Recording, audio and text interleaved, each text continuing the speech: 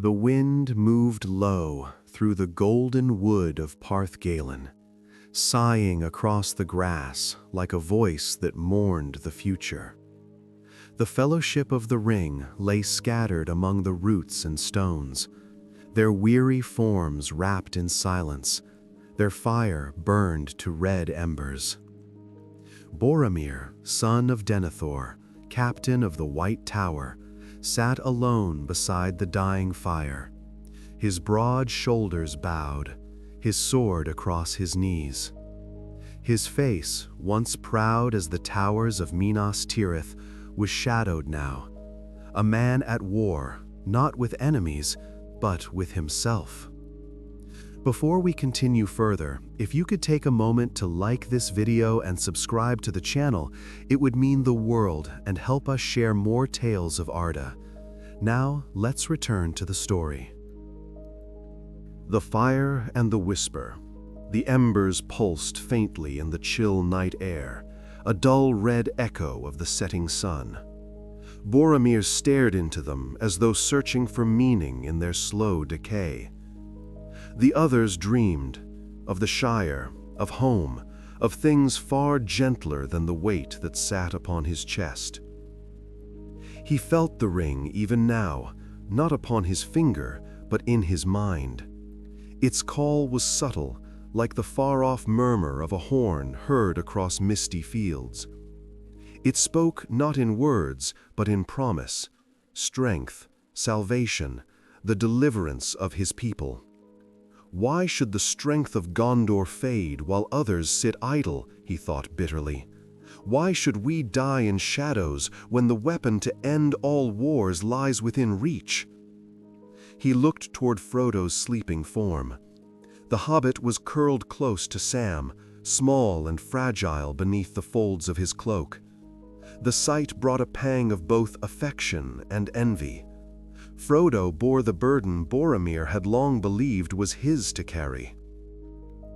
A gust of wind swept through the glade, stirring his hair, carrying with it the scent of the river below, cold, clean, and ancient. It whispered to him, that same insistent voice that had followed him since Lothlorien. Use it, it seemed to say. Save them all. Boromir clenched his fists, the leather of his gloves creaking. No, he muttered aloud, his voice rough. I swore to protect him. I will not be ruled by a trinket. But his own words rang hollow, swallowed by the forest silence. From the shadows, the moon slipped free of the clouds, washing the glade in pale silver. Boromir lifted his head and gazed toward the Anduin. Its surface glimmered faintly through the trees, a ribbon of moonlight winding through the dark.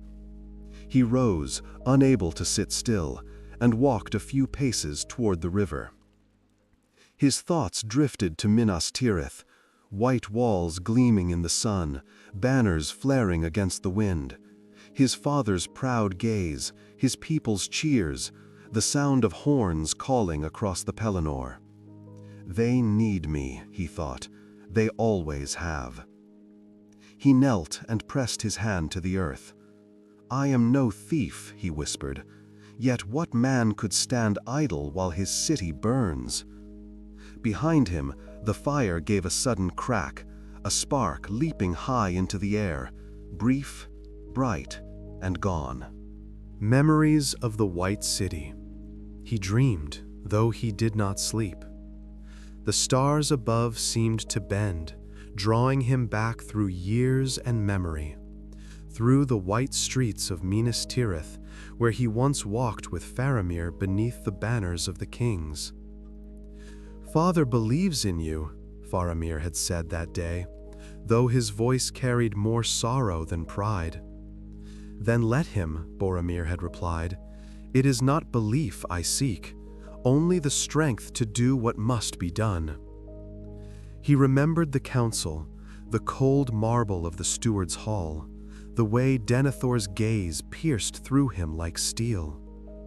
The ring will come to us, his father had said, and with it Gondor shall rise again.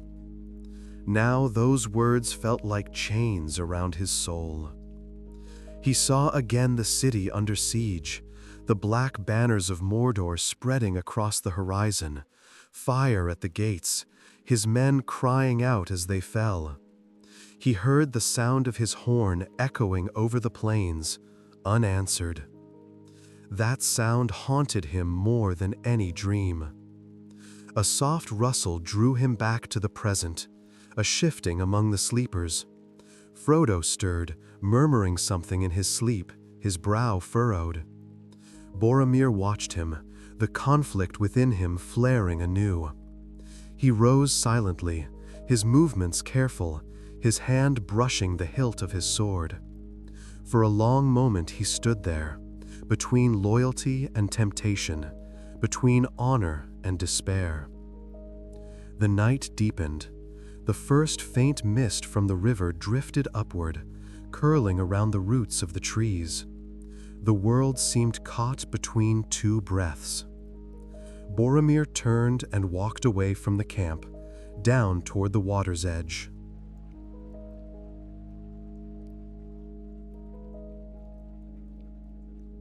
The river's counsel. The Anduin spoke in murmurs, its surface breaking gently against the rocks. Boromir stood upon the bank, his reflection rippling like a ghost beneath the moon. He knelt, cupped the cold water in his hands, and drank. It was sharp and clean, a reminder of all that was still pure in the world. Yet, even here, beneath the open sky, he could not silence the whisper in his heart. You could be the savior of your people. The ring was made for the strong. Why do you hesitate? He slammed his fist against the earth. Enough! The shout echoed through the trees, startling a pair of nesting birds into flight. He bowed his head, breathing hard. Enough, he whispered again, softer. The voice within did not answer, but the silence that followed was worse.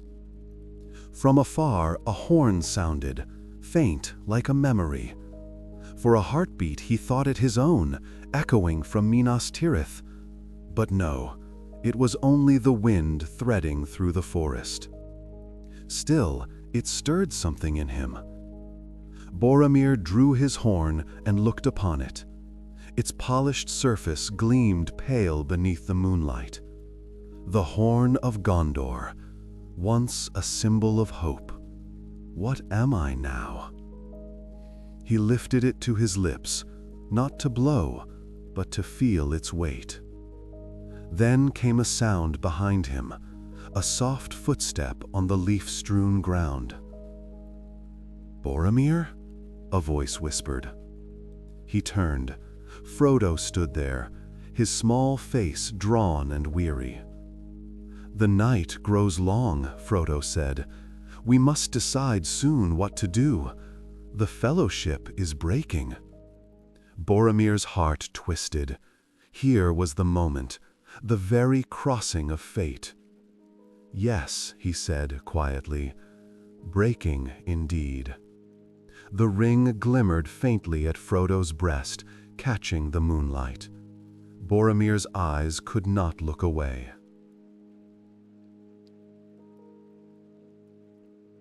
The temptation.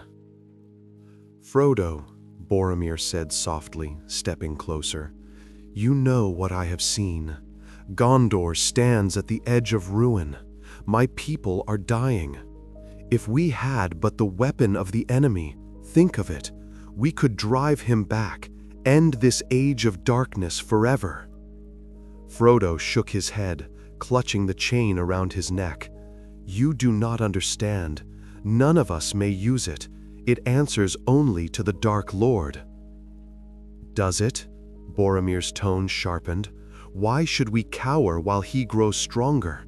Why should we not master it?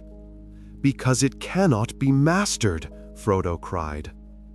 The words struck him like a slap, but the voice inside him spoke louder now, feeding on his shame, his doubt, his desperate love for his city. "You are strong," it whispered, "stronger than he knows." "I ask for only a chance," Boromir pleaded. "Lend it to me. Let me use it, only for a little while." Frodo backed away. "No, Boromir." He stepped forward, his voice breaking. "You will betray us all to your fear." "I will not." Frodo's hand went to the ring. "Then you betray Gondor." Boromir's voice rose, echoing off the trees. "I am no thief, yet I will not see my people fall while you—" The weight of shame. The forest was still. Only the rustle of leaves above and the faint whisper of the river below filled the air. Boromir knelt amid the ferns, his breath shallow, his heart pounding as though it sought to escape his chest. He had seen fear in Frodo's eyes, fear of him.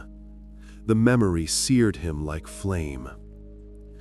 "No," he murmured, shaking his head. "No, I am not that man." But the words were ashes on his tongue. He had reached for the ring. The thought of it, the gleam of it, still burned behind his eyes. He rose slowly, unsteady, his hand brushing against the hilt of his sword. All around him, the world seemed both vast and small, the trees closing in, the night pressing down, his soul caught in a vice of regret. "I would have saved them," he whispered, as if pleading with the dark. "I would have saved us all." But deep within, another voice, faint, mournful, answered, "You would have destroyed them." He stumbled forward, calling out into the shadows, "Frodo, forgive me, Frodo!" No answer came, only the echo of his voice fading into the trees. He sank to his knees once more and pressed his forehead to the ground. "I am sorry," he said, the words trembling. "I am so very sorry." The forest offered no absolution. Yet in that silence, a resolve began to form, small at first, but growing. He would make amends, not with words, but with deeds. Whatever fate awaited him, he would face it standing, as a son of Gondor should. He rose, drawing a deep breath. The sun had not yet risen, but a faint gray light began to stir in the east. Dawn was coming, and with it, the choice that would define him. The Horn of Gondor. By the time Boromir found the others, the fellowship was scattered. The woods rang with the cries of the enemy, harsh voices, guttural laughter, the clamor of iron on iron. He saw Merry and Pippin first, small figures running among the trees, pursued by a host of Uruk-hai. "Run, little ones!" he roared, his voice cutting through the din. They turned, faces pale, eyes wide. "Boromir!" cried Merry. He charged forward, sword in one hand, horn in the other. To me, Gondor!" The great horn sounded, clear and proud, echoing through the hills. Its call was a song of defiance, a cry from the heart of the West. The Uruks turned toward him, snarling, their black eyes gleaming. He struck like a storm, blade flashing, shield ringing. He cut through them with the fury of a man who had nothing left to lose and everything to atone for. One fell, then another. The grass darkened with blood. "Leave them!" he shouted. The captain falls. Time lost meaning. The noise of battle receded into a dull roar, like the sea against distant cliffs. Boromir lay upon the grass, his vision fading to gold and gray. He thought of Minas Tirith, of the white walls shining in the sun, of his father's voice echoing through the great hall. "Remember, Boromir," Denethor had said, In our blood runs the strength of Númenor, never yield." He smiled faintly. "I did not yield," he whispered. Footsteps approached, light, swift. Aragorn knelt beside him, his face pale with grief. "Boromir," he said, his voice breaking, "where is Frodo?" Boromir tried to speak, but his breath caught. "I tried to take the ring from him," he said at last. "Forgive me, I have paid." Aragorn gripped his hand. "You fought bravely. The world of men will remember your courage." "I would have followed you, my brother, my captain, my king," Boromir whispered. Tears glimmered in Aragorn's eyes. "You will have peace." The river's farewell. The sun climbed higher, spilling gold across the forest.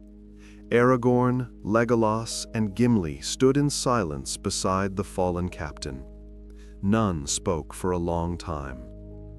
At last, Aragorn said quietly, "He shall not lie here, forgotten." They carried Boromir to the banks of the Anduin. The river's current ran swift, its song ancient and mournful. They placed him in one of the boats of Lothlorien, laying his sword across his chest, the broken horn at his side. Legolas wove garlands of elven flowers, their white petals gleaming against the armor. Gimli placed the golden belt of Galadriel across his breast. Aragorn knelt last. "Few among men have shown such valor," he said. "He fell defending the helpless, not for pride, but for love. May the waters bear him to the sea." They pushed the boat from the shore.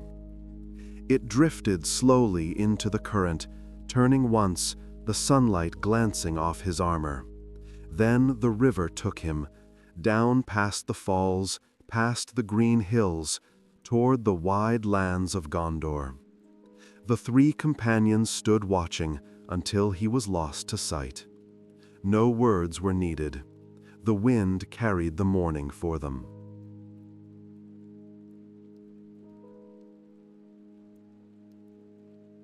The journey home. Down the great Anduin the boat drifted, through shadow and sunlight, past ruined watchtowers and the bones of ancient kings. The river knew his name, Boromir, son of Denethor, and whispered it to the reeds and the stones. Fishermen along the banks saw the strange craft pass and bowed their heads, for though they knew not the man, they felt the weight of his story. When at last the boat reached the lands of Gondor, the current slowed, and it came to rest near the mouth of the river. The sun set behind the white mountains, and the last light of day touched the tower of Actelion like fire upon marble. Far above, Denethor stood at the citadel's high window, gazing east. He saw a glimmer upon the water, far and faint, like a fallen star born upon the tide. He did not yet know what it meant, but his heart grew heavy, and the sound of distant horns seemed to echo in his mind. The legacy of the sun. The story of Boromir did not end with his death. It lived in the songs of Gondor, in the hearts of those who had fought beside him, and in the memories of the two hobbits he had sought to protect. Aragorn carried his memory into every battle that followed. When he raised his sword at Pelennor Fields, he remembered the voice that had once cried, "For Gondor!" And when the city's bells rang for victory, they tolled also for the man who had not lived to see it. For Boromir had fallen not as a villain, but as a man, flawed, proud, and utterly human, who loved his people more than his own soul. His strength had been his undoing, and his undoing his redemption. The wind that moved across the White City carried his name still, mingled with the sound of the river below, a reminder that even in failure, courage endures. And so, the tale of Boromir's last night was not of loss alone, but of the fragile grace that lies within all men, that even the fallen may find honor, and through the shadow of their greatest sin, light may yet be born. Thus ends the tale of the untold tragedy of Boromir's last night, a story not only of pride and sorrow, but of redemption, love, and the burden of being mortal in an immortal world. If this tale moved your heart, wander further through the legends of Middle-earth, where the fate of men, elves, and hobbits entwine like the roots of the white tree. And as always, do not forget to like, subscribe, and journey with us again, for many more stories await beneath the fading stars of Arda.